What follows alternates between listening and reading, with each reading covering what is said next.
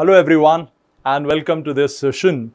So today I'm going to share with you some inputs on how exactly should you go about filling up CAD application form. But before I do that, let's first and foremost have a look at some of the important dates. So the CAD application form has been made available from 1st of August onwards, and right now the website is operational, and the last date to apply for this examination is 13th September 2025. Now, people will tell you that usually the CAD application deadline is extended, but my recommendation is do not take it for granted and do not target filling up the CAD application form after 13th September. Try and ensure that you fill up your application form well in advance. In fact, do not even wait till 13th September or till 12th September. Fill it well in advance, because sometimes on the last 1 or 2 days, the website may not function properly due to too much of load, and that can create trouble for you. So make sure you fill up the application well in advance. But do ensure you go through the entire video that I'm recording so that you have a good amount of understanding about how to go about filling your application form without committing any mistakes, because some of the mistakes can definitely cause problem for you. All right. So remember, the last date to fill up the application form is 13th of September. The CAT admit card or hall ticket will be made available from 5th November onwards. And as far as CAT examination itself is concerned, it is going to be conducted on 30th November, Sunday, and it will be done in 3 shifts. So as expected, you will have a morning shift, afternoon shift, and also an evening shift. Now, you do not get a chance to select a slot of your choice. Slots are given on a random manner. So you cannot be sure whether you will get a morning, afternoon, or evening, but it makes absolutely no difference as far as your chances of making it to top colleges are concerned. No matter in which slot you write, as long as you prepare well, you will definitely come out with flying colors. The application form cost will be 1300 rupees for SC, ST and differently abled applicants. For everybody else, it will be 2600 rupees. So this will be the application cost involved. Now, as far as CAD form filling process is concerned, there are certain things that you need to keep in advance with you. You need to be ready with certain aspects, certain documents, so that the form filling process becomes very convenient for you. First and foremost, you need to have a valid email ID. So please ensure you do keep a valid email ID with you. And we would recommend that you either create a new email ID for this process. In fact, when I say this process, I don't just mean the CAD form, because in this coming season, you are going to fill up so many application forms of both examinations as well as business schools. So if you are creating a new email ID, the advantage with that will be that inbox will only contain your college applications, exam application related emails. If you continue to use the old email ID that you might have been using for many years, then probably the important emails that you may get from business schools sometimes will get missed. So if you want to create a new email ID, you do that. Otherwise also, you can use your existing email ID, but try and avoid using email IDs which are casual looking kind of email IDs. If you have a formal looking email ID, it will be better. A formal email ID would be something like, let's say, rajiv.kumar@gmail.com. But probably you may not get that kind of email ID, so at least ensure it is rajiv.kumar, and then of course either your year of birth or your hall ticket number, something that you can associate with. But avoid email IDs which are a little casual. Avoid email IDs like, for instance, there was a student who had an email ID cooldude78@gmail.com. Now, these kind of email IDs, they don't give right kind of impression to the professors. So avoid those kind of email IDs. Stick with formal looking email IDs. You definitely need a mobile phone to carry out this process. So make sure whichever mobile phone number you are planning to use in your applications, you need to have access to it for at least coming 1 year. Till your entire admission process is over, you should have access to that same phone number as such. Then your academic certificates, your memorandum of marks of 10th class, 12th class, graduation and masters if you have done your masters. Keep a copy of all those because you need to calculate your percentage of marks and fill in other academic details also. Apart from this, you need to have a scanned copy of your photograph as well as signature. What kind of signature, what kind of specifications you need to follow, I'm going to talk about it later on. Apart from this, if you belong to reserved category, then you need to have a scanned copy of EWS, OBCNC, SC, ST or differently abled certificate also.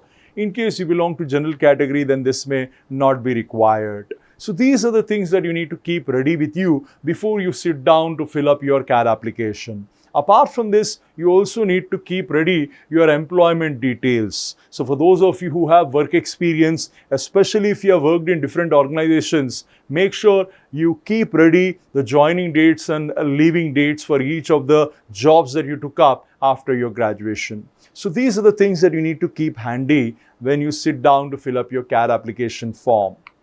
Now, CAT application form, the website that you need to visit would be imcat.ac.in. Remember, this is the official website of CAT.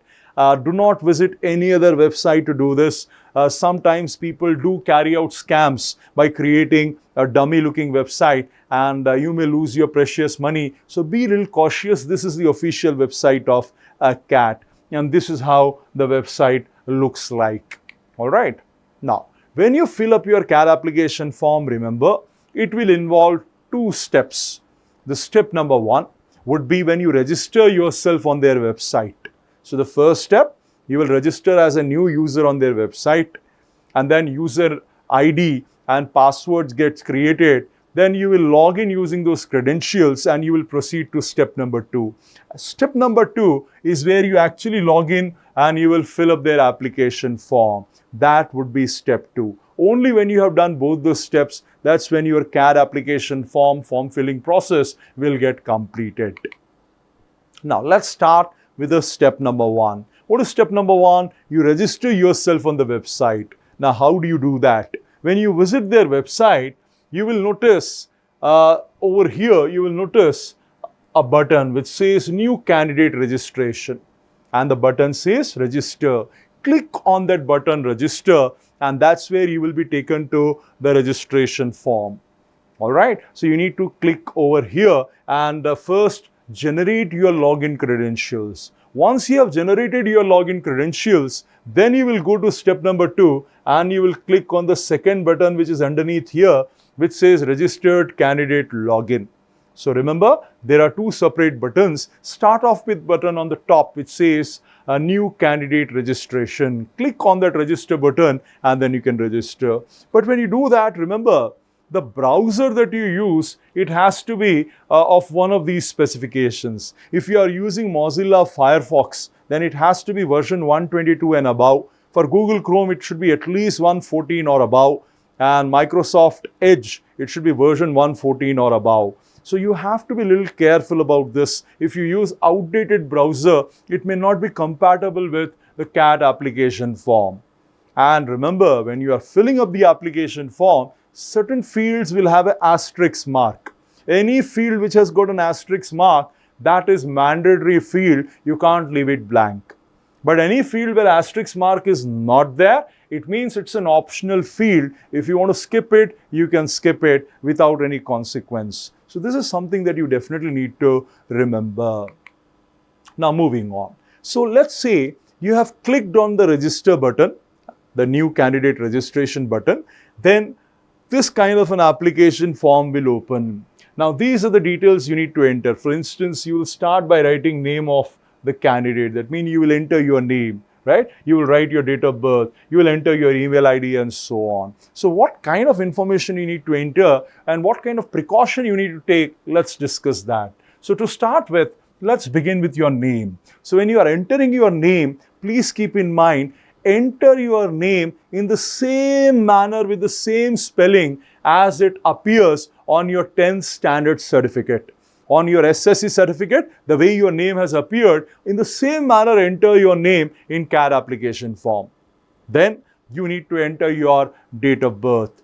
There will be an option to select your year, month and date. So please do select your date of birth properly. Remember, your date of birth should be the same as it appears in your educational certificates, because some students, they may have two date of births, one that their parents have entered in educational institutions, the other one may be their actual date of birth. But remember, for this particular purpose, you have to go with the one which is the official one, the one that you have used in your educational certificates, right? Then you will enter your email ID, then you will confirm your email ID. Once this has been done, then you need to enter your country.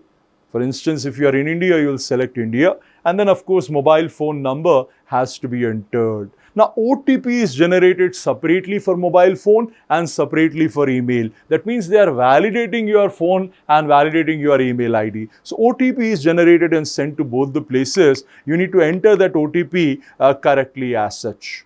Once you have done that, then CAPTCHA will be there, which verifies whether you are a human being or you are an artificial intelligence based application that they are verifying. Then you can enter the CAPTCHA and re-verify. And then you need to sign the declaration. That means declaration will be there, which says that all the above information provided is true to the best of my knowledge kind of declaration. You will put a tick mark to it, and then you can submit the initial form. Once that has been done, then remember, they would send a confirmation of this registration both through email as well as a phone number. So that that mail that you get, that will contain your login credentials. Your user ID will be created and password also gets created, and they will share it with you through email, as well as you will get a confirmation on your mobile phone also. People who are not residing in India and who are filling up the form from outside India, for them both login credentials are sent to email only. But for those who are registering from India, your login credentials will be sent to email and your phone number. So please make sure you make note of that, keep it safely with you, and use those login credentials to log in and fill up your application form. Now we go to step 2.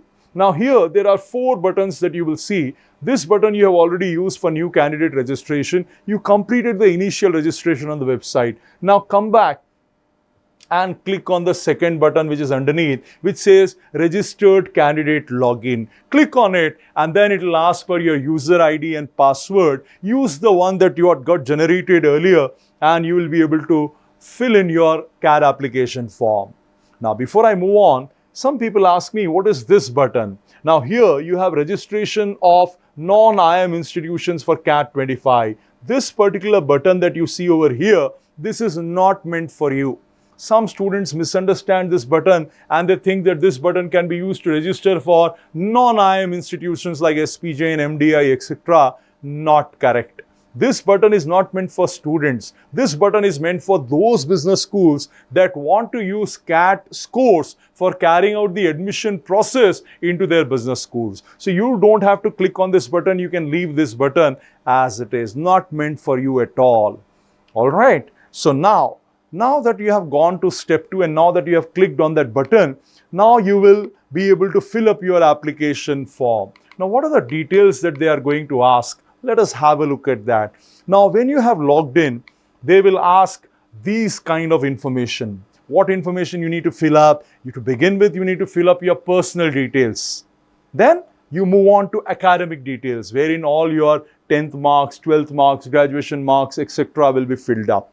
Then you will proceed with work experience details. And after work experience details have been filled in, then you will move on to selection of which programs of IIMs would you like to apply to. Then you will select which test cities you would like to write the exam in, and finally at the end you will make the payment for this application. So this is going to involve 6 different headers. 6 different parts will be there in your application. Now let's start with part 1, filling up your personal details. Now some information will already be pre-filled. Which information will be pre-filled? Information that you already filled up earlier when you were registering for the first time on their website. That information is captured and that information is already pre-filled. But some information you need to fill up over here as such. What information you will fill up? For example, they'll ask you for your first name. This is mandatory. First name is mandatory, right? Then they will ask you what is your middle name and what is your last name. Last name means surname. These are optional. But if you have a middle name, if you have a surname, please go ahead and do fill it up as such. Then they'll ask you your father's or guardian's name. Fill it exactly the way it appears in your 10th class certificate. Then your mother's name or your guardian's name. And then for people who are married, you may fill up your spouse's name. Again, it's optional. Spouse's name is optional. Then you need to select the gender, male, female, transgender. 3 options will come up. You'll fill up the one that is appropriate. And then nationality. So if you're an Indian, you will pick up Indian. Otherwise, whichever nationality you belong to, you will pick up that nationality. Then category. Category selection has to be done carefully, because once you make your selection, you will not be able to change it. So be very careful when you select your category, whether you belong to general category, OBC NC category, EWS category, yeah, differently abled category. Those category selection has to be done very, very carefully. SC, ST, very carefully select your category. Then they will ask you, do you belong to differently abled category? If you say, yes, I belong to differently abled category, then some more questions will be asked. For example, which PWD category do you fall into? Do you need a wheelchair support at the center? Would you be using a scribe at the test? All these kind of questions will follow. But if you say, no, I'm not differently abled, then they will skip and they'll go to the next one as such. All right.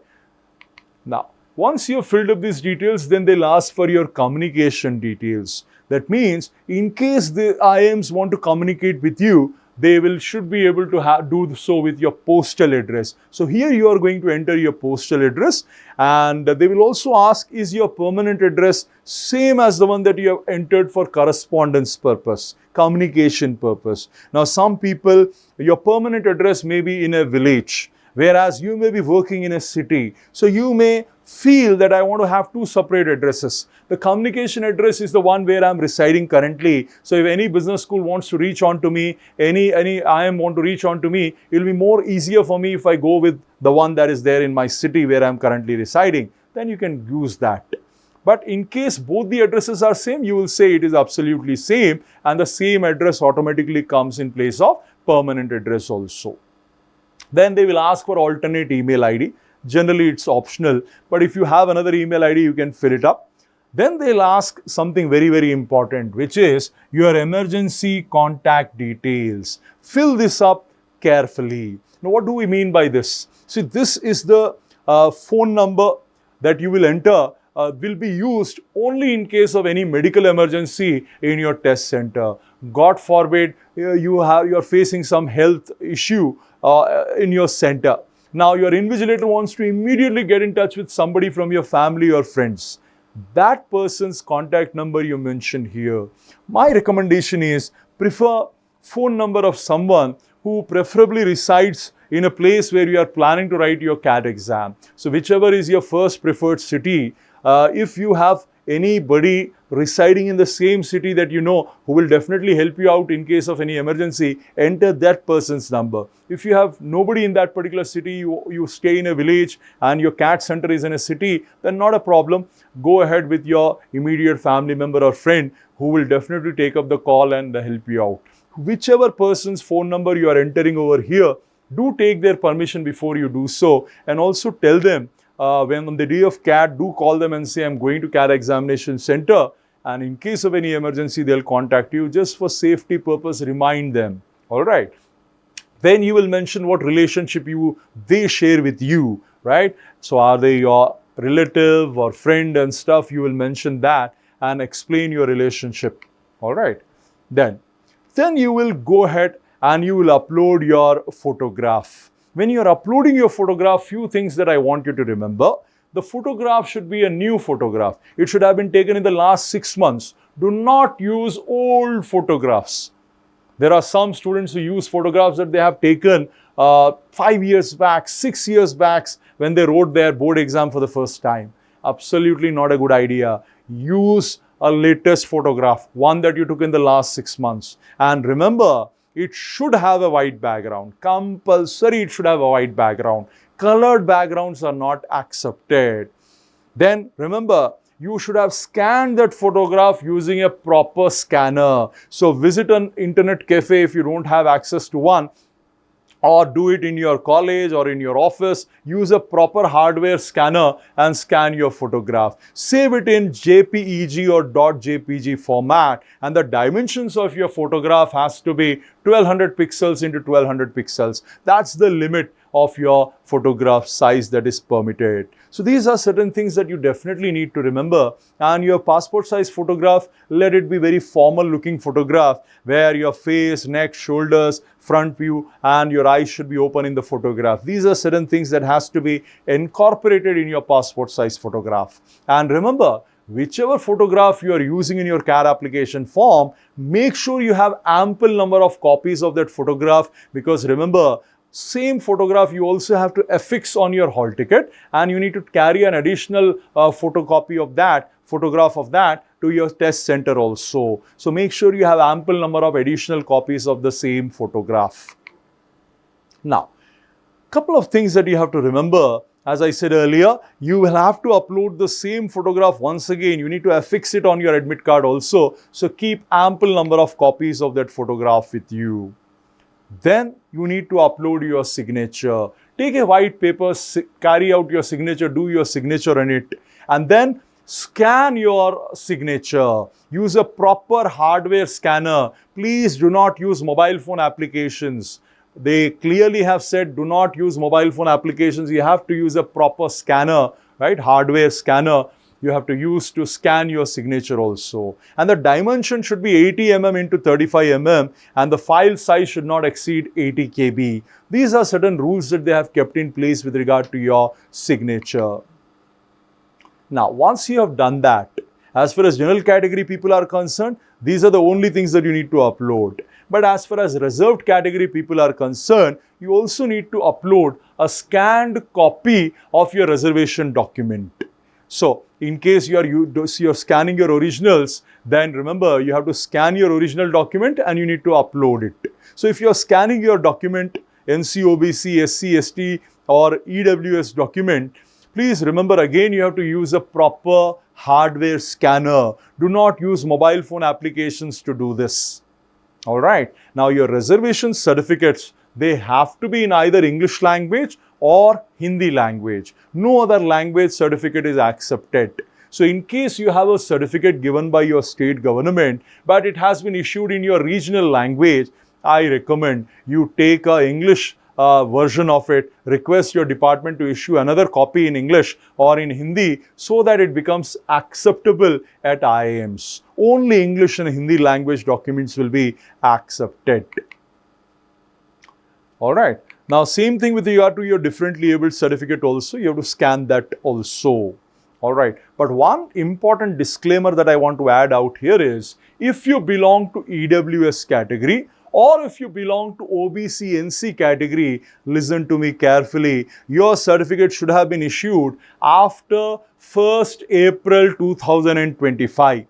Alright. Your certificate should have been issued on or after 1st April 2025. If your certificate has been issued before 1st of April 2025, then technically it's not the correct certificate, because your reservation is linked to your family's income. I'm talking about OBC NC as well as EWS. Your reservation criteria is linked to the family income, and they are going to check the just previous year's financial year earnings of your family. That's the reason your certificate should have been issued after 1st of April, on or after 1st of April of this year. In case you have an old outdated certificate, I strongly recommend immediately visit the relevant government office and ask for an updated document. You have ample amount of time, you can easily get it and you can use that updated document. Alright, moving on.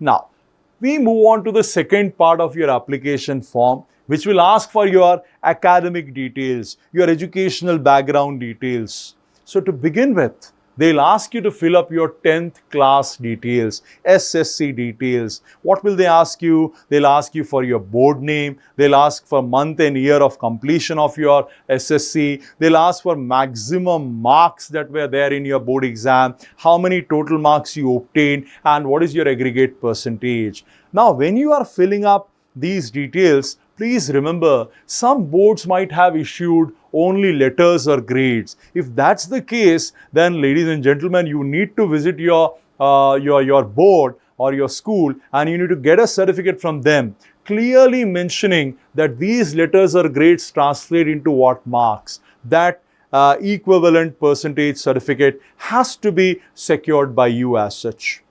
All right. Now remember, apart from this, one more thing that you need to be very careful is, some boards, they don't give percentage of marks, they give CGPA. Now you need to convert your CGPA into percentage of marks. Now how should you go about doing that?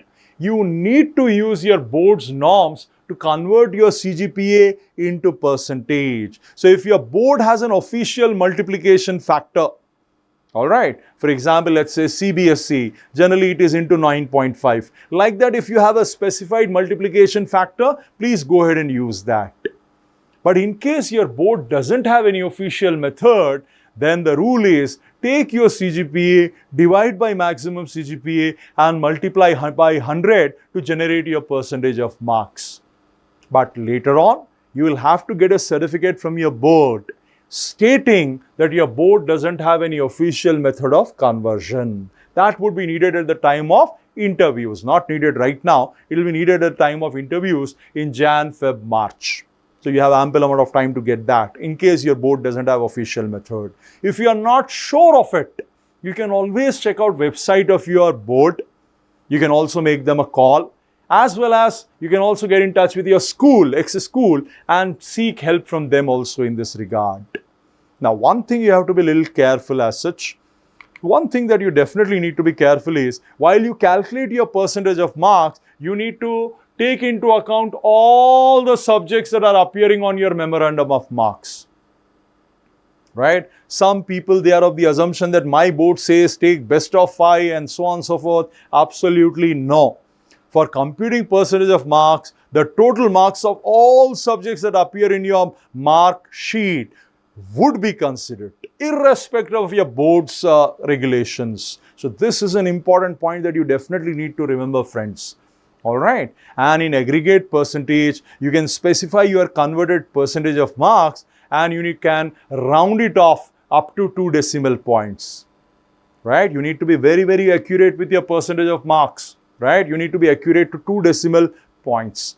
So be a little careful when you calculate your percentage of marks. If it is 79.8, don't put it as 80%. That will be cheating. They will not accept it. So please round it off to 2 decimal points. What do I mean by this? I'll give you an example. Imagine you calculate your percentage of marks, and let's say you found out your percentage of marks are 70.1666, so on. This is your percentage of marks. So when you enter it into your CAD application form, look at the second decimal point. It is 6. It is more than 5. It is 6. So round it off. So when you enter in your form, you will enter it as 70.17.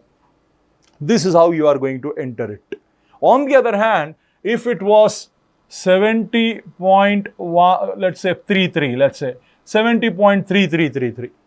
Then the second decimal point is less than 5. So you will enter it as same 70.33 only.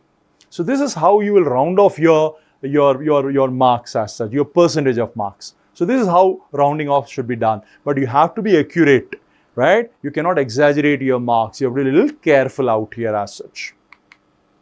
Moving on. Now, in case you are somebody who graduated, or when I say graduated, I mean your 10th class. You finish your 10th standard, let's say in the year 2020 or 2021.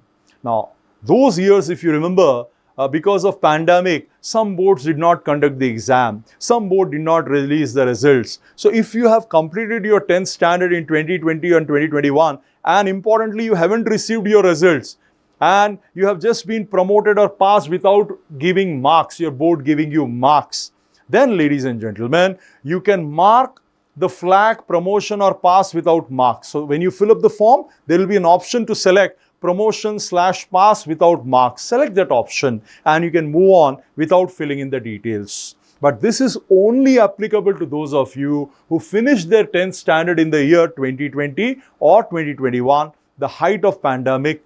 And because of that, if your board did not conduct the exam, did not give you marks, then you can opt for the option promotion or pass without marks and you can move on to your 12th standard field.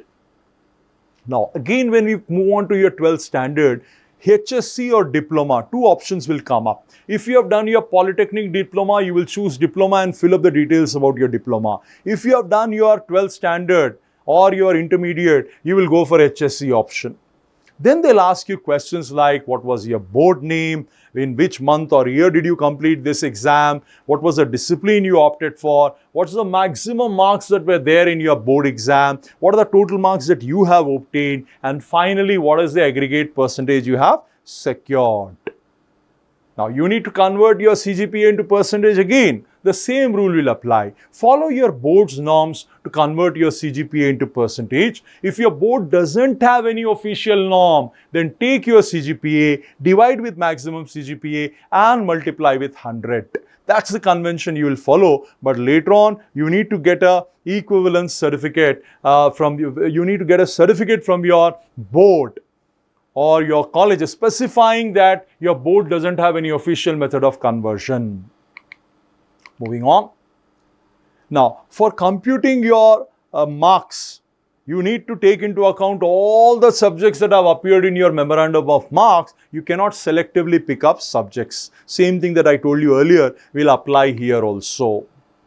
Now, if you have completed your 12th standard or your diploma in the year 2020 and 21, and because of this, the results have not been given, then you can opt for promotion or pass without marks option and you can go to the next field as such. Alright, so that is only applicable for those who finished their 12th standard in 2020 or 2021 and you were not given any marks or results and you were directly promoted to the next class. Now we move on to the bachelors. When it comes to bachelors, a question will appear which says, are you in final year? If you say, yes, I am in final year, this information will be asked. What kind of information? What is the total duration of your graduation degree? What is the current semester in which you are pursuing? What's the aggregate percentage you have secured so far? Then which type of university are you studying in, right? Then of course, which state does it belong to? What is name of your university? What is name of your college? What is degree name? Right? Which discipline does it fall into? Month and year of commencement as well as month and year of completion. All these details you'll have to fill up if you are in final year of your graduation. Fill it up very carefully. You can make use, you can glance on your degree certificate also when you do that so that you don't commit any mistakes. In case you say, I have completed my bachelor's degree, I'm not in final year, I have completed my bachelor's degree, then similar kind of information will be asked. The total duration, aggregate percentage, type of university, when did it start, when did it end, same kind of information you have to fill up. Now here, they will say the same thing again. If you finished your graduation in 2020 or 2021, and again the marks, results were not given, and you were simply passed, or you were promoted because of that pandemic situation, then you can opt for promotion or pass without marks option. Alright, so the same thing we have discussed for 10th and 12th, same thing applies for graduation also in case somebody graduated in 2020, 2021 and they did not have any marks issued.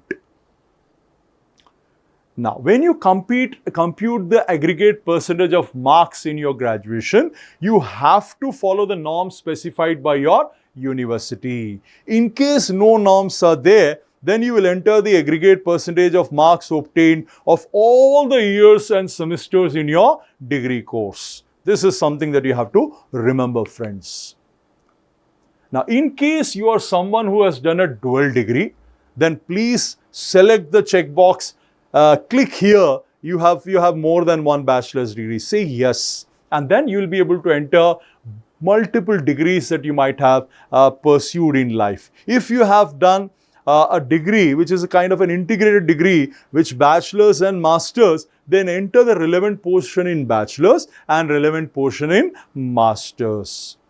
Alright. Then they will also ask, did you pursue a master's? Do you want to enter details of master's? If you say yes, then you will again get information pertaining to your master's. When did you pursue it? When did it end? Which college? Which university? Percentage of marks? All that information will be asked. They will also be asking you if you have done any professional course. What does professional course means? For example, chartered accountancy or company secretary or ICWA. That information can also be filled up. If you have finished your master's degree in 2021 during the pandemic and marks and results were not issued, then you can opt for promotion or pass without marks option.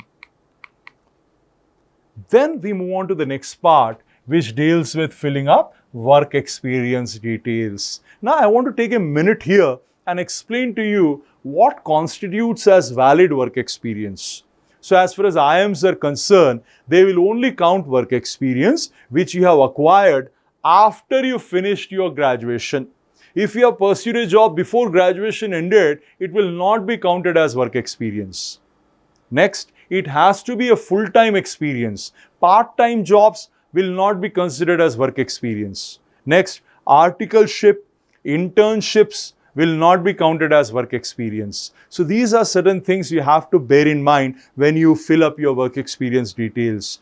You need to fill up your work experience till 31st of July 2025. And remember, here, in case you have worked in multiple companies, there will be a provision to enter the information about different organizations in which you worked. As you can see on the screen, there is an option of where you worked, what was your designation, when did you start working, when did you end working. Like this, different fields will be there. If there is a break, you can specify how many days of break you had. If you did not have a break, you can enter it as 0 and you can move on. If you don't have experience, then you will skip this particular part of the form as such. Now, let's discuss how to select programs offered by IIMs. Alright, let's discuss this part carefully. So, in your CAD application form, they will give you a list of IIMs. As you can see here, IIM Ahmedabad. So, if you are interested in PGP, you can select it. How to select it? You need to select where do you want to get interviewed. Alright, for example, here, this person has selected Bangalore as the first preferred place for interview, Hyderabad as the second preferred place. Like this, you can select which venue you would like to keep for your interview. So when you select it, it means you are interested in applying for that program. So a huge list will come of all the IIMs. Next to each of the IIMs, different programs will also be mentioned. Now let me help you in understanding what these programs are. Now the ones that I have highlighted in bold here on the screen, the ones that are in bold, freshers are eligible for these programs. Whereas the ones which are not highlighted in bold, work experience is mandatory. Alright, so let's start with PGP or MBA. The first program that I mentioned here, PGP or MBA, this is regarded as flagship program of IIMs and definitely you should opt for it. You should not skip it. This is considered to be their flagship program. This attracts the best of students and later on the best of recruiters also will get attracted towards these particular students. So definitely make it a point to apply to this program. Then we have PGP HRM or MBA HRM. It is nothing but human resource management program. So if you have a dream of making a career in the field of human resource management, then this will be a good option to consider. Some IIMs offer HRM program. IIMs like IIM Ranchi, IIM Indore, for example, right? And of course, there are many others. They all offer HRM programs. So if you're a HR aspirant, select this program. Next, we have MBA FABM or PGP FABM, PGP ABM. So IIM Ahmedabad offers PGP FABM, Food and Agribusiness Management Program. IIM Lucknow offers MBA in Agribusiness Management Program. If you go for this program, you will make a career in food, agriculture and allied sectors. But having said that, the demand for FABM student is so high, or you should say the demand for IIM Ahmedabad students is so high that even FABM students of IIM Ahmedabad, sometimes they get regular MBA jobs also. But the course content will have been designed keeping in mind agriculture and allied sectors. So go for it if you have interest in that domain. Then we have MBA Business Analytics program. IIM Bangalore offers it, IIM Kashipur offers it, right? Of course, there are many other IIMs, they also offer it. So if you are having an interest in the field of analytics, go for it. Then we have PGPF, which stands for PGP Finance. It is offered by IIM Kozhikode. So go for IIMK PGP Finance program if you have interest in finance. Then PGP Liberal Studies Management. So PGP Liberal Studies Management is offered again by IIM Kozhikode, and this program has been designed for those who have interest in making a career in marketing or human resource management. You can go for that particular program if you are interested. Then we have MBA in Tourism and Hospitality Management. It is offered by IIM Sirmaur. So if you have an interest in making a career in tourism sector, then this would be a good option to consider. Otherwise, you may skip it. Then we have FPM or PhD programs. FPM or PhD, these are research programs. These are not MBA programs. These are not master's programs. These are doctoral programs. So if you have an interest in becoming a doctor, if you have an interest in becoming in pursuing research and doing PhD, then go for it. Otherwise, you may skip it. Now, we have PGP Sustainability Management offered by IIM Lucknow. This particular program requires minimum 2 years of experience, and it is in sustainability management domain. So if you have an interest in this domain, if you want to work for renewable energy companies, or if you want to work in multinational companies in a department which takes care of sustainable practices that they follow, then you can go for this program, but you need minimum 2 years of experience. PGP Business Leadership Program is offered by IIM Kozhikode that requires minimum 4 years of experience. That means it's an executive MBA program designed for people with minimum 4 years of experience. ePGP, PGPX, these are all executive MBA programs that require experience, prior experience. It's a 1-year executive MBA program. So if you are interested, go for it, or you can skip. So rest of them also, these are part-time programs, doctoral programs, part-time doctoral programs. So only if you have interest, you go for it. Otherwise, you can skip. But the ones which I have highlighted in bold, these are eligible. Everyone is eligible, including freshers. But the ones which are not in bold, it requires prior work experience. Moving on. Now let's talk about the next part of the form, wherein you will select the city in which you should write the examination. Now, CAT authorities, they will ask you for 5 preferred locations. So they will ask you to fill up your first preferred location, then the second preferred location, third, fourth, and fifth. Now, be a little careful. So whichever city you select as your first preferred place, you again cannot repeat it in second position. All right. For example, let's say you picked up Maharashtra, Mumbai as your first preferred location. Then when you go to your second preferred location, again you can't repeat Mumbai, you have to select something else. Then third preferred city, something else. Fourth, something else. Fifth, something else. Now, one word of caution here. Students, sometimes they are a little careless while selecting it. Many of the students I have noticed, they select first preferred city, second preferred city carefully. But from third onwards, they randomly pick up some names because they take it for granted they will anyhow get first or second preferred city. Not a good idea. Fill it up carefully. Last year, there were some students who got allocated their third, even fourth preferred city was allocated for some students. So it's not a good idea to carelessly fill this up.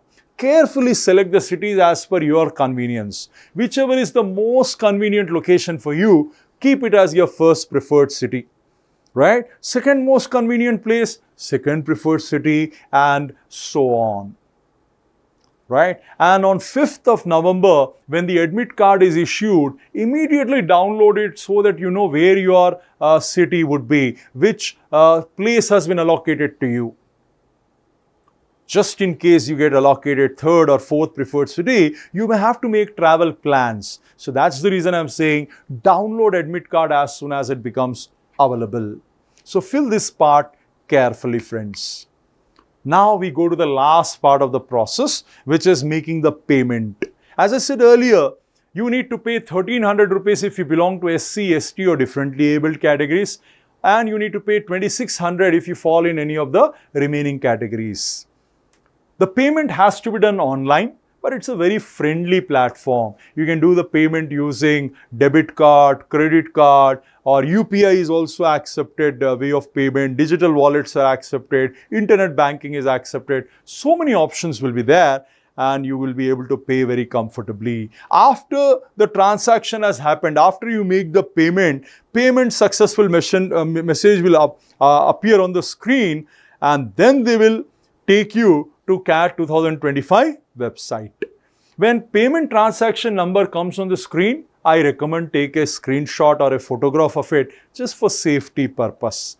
Then they will take you to the main CAT website. You will be able to preview your application, and then finally you can submit your application form.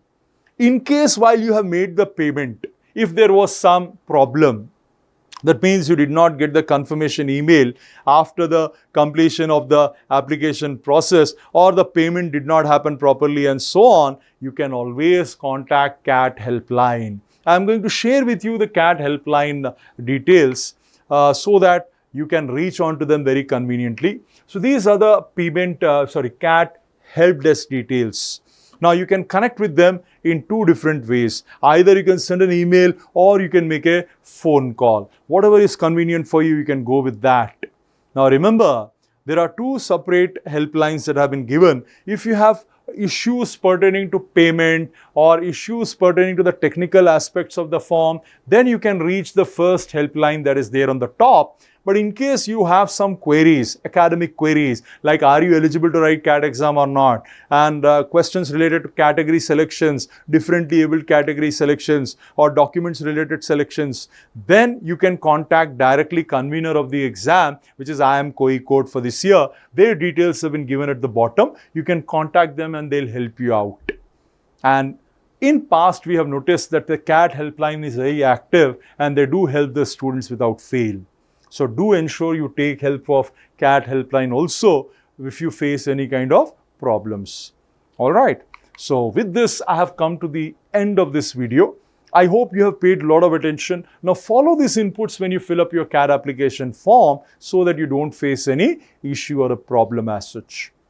Now, if you like this content, do hit the like button and do subscribe to our channel because we regularly upload this kind of useful content. And do share this video with your friends or family members who may also be preparing and who may be aspiring to write this year's CAT exam so that they don't commit any kind of mistakes.